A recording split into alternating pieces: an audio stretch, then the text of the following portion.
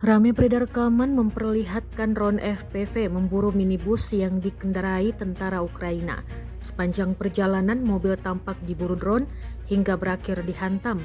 Rekamannya beredar di Telegram pada Selasa 2 Juli 2024. Dalam keterangan unggahan disebutkan operator drone FPV VT-40 mengejar sebuah minibus yang penuh dengan amunisi.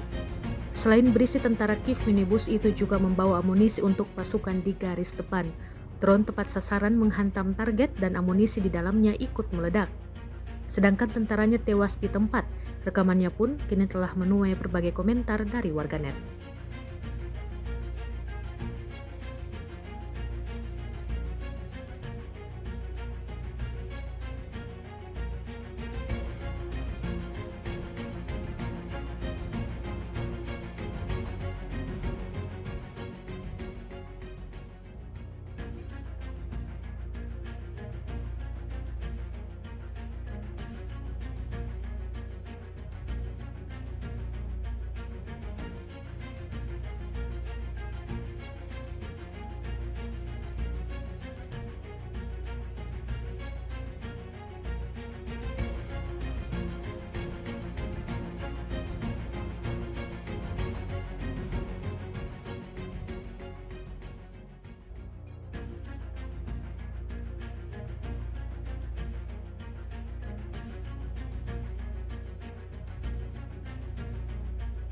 Download Tribun X sekarang, menghadirkan lokal menjadi Indonesia.